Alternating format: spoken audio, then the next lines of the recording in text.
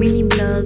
आज चाहिँ हामीहरूको हुँदैछ बर्गर पार्टी अनि मेरो हस्बेन्डले चाहिँ पुरै आलुहरू छिलेर मलाई दिनुभएको थियो। म चाहिँ फ्रेन्च फ्राइज रेडी गर्दैछु है त। सानो सानो पिसेस बनाउँदैछु फ्रेन्च फ्राइजको लागि। अनि आज हाम्रो त्यस्तो प्लान चाहिँ थिएन, खाजा के खाने भन्दाखेरि चाहिँ सबैजना बर्गर खान घरमै बनाएर भन्नुभयो। अनि त्यही भएर अनि म चाहिँ फ्रेन्च फ्राइजको लागि आलुहरू काट्दैछु अनि यस्तो नक्कल पारेको फ्रेन्च फ्राइज देखाएर।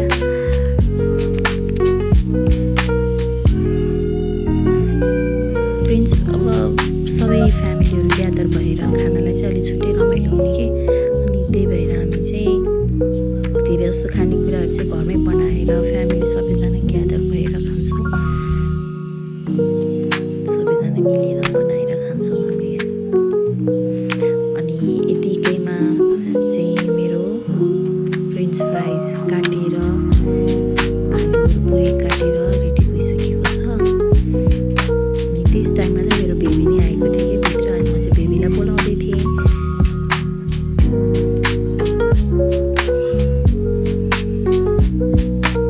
अब यतिकैमा मेरो फ्रेन्च फ्राइज गर्नको लागि आलु काटेर रेडी भयो। अनि मेरो बेबी चाहिँ मलाई हेर्दै हाँसिरहेको थियो अनि म चाहिँ उसलाई जिस्काइरहेको थिएँ। पापाले खाइरहेको हेरिरहेको छ उसले।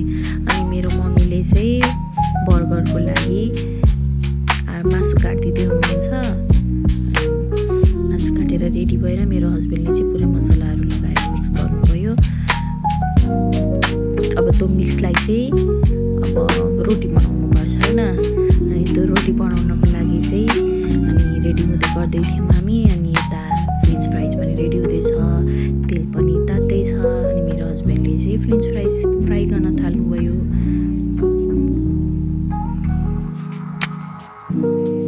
धेरै नहाल्नु, थोरै थोरै हाल्नु भनेको कि मैले चाहिँ थोरै थोरै हाल्दै हुनुहुन्छ। अनि मैले चाहिँ यता बर्गरको लागि रेडी गर्दै थिएँ।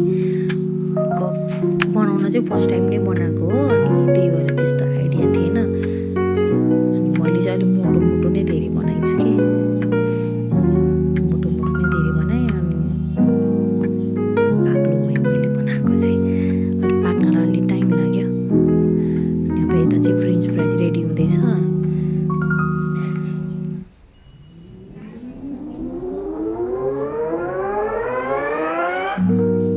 मैले चाहिँ एउटै प्यानमा राखेको थिएँ 4 पिस जति सबै। बर्गरको साइज हेर्न बिर्सेछु कि मैले चाहिँ, अनि त्यही भएर मैले चाहिँ सानो सानो साइज बनाएँ। अनि अब यतिकैमा हाम्रो रेडी भयो सबै फ्राई गरेर। अनि त्यहाँबाट मेरो हस्बेन्ड चाहिँ बर्गर बनाउँदै हुनुहुन्छ। उहाँले प्याज काट्दै हुनुहुन्छ पहिला बर्गरको लागि, प्याजहरू राख्नुभयो।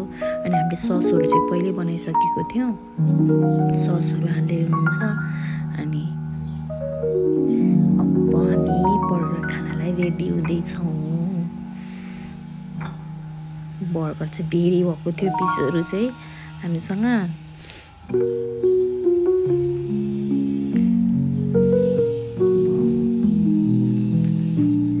बर्गरको लागि मिट धेरै सानो भयो कि मैले चाहिँ साइज हेर्न बिर्सेछु।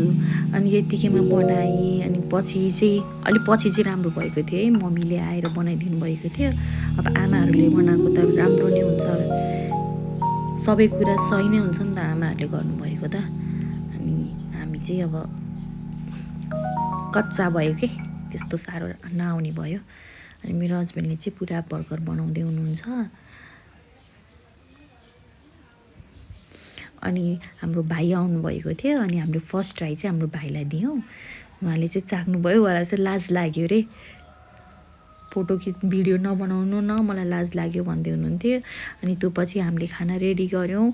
मिठो भएको थियो है बर्गर चाहिँ, तर सबै फ्यामिली मिलेर खाँदातिर चाहिँ मिठो नै हुँदो रहेछ बर्गरहरू चाहिँ। मेरो बेबी चाहिँ सुतेको थियो कि त्यो टाइम, अनि त्यही भएर ऊ चाहिँ उता साइडमा सुतिरहेको छ। अनि हामी बर्गर खायौँ, धेरै नै मिठो भएको थियो। अब अर्को भिडियो पनि हेर्नु ल, हामी चाँडै नै अर्को भिडियो पनि लिएर आउनेछौँ। यो चाहिँ बर्गरको डिजाइन राम्रो छ नि त।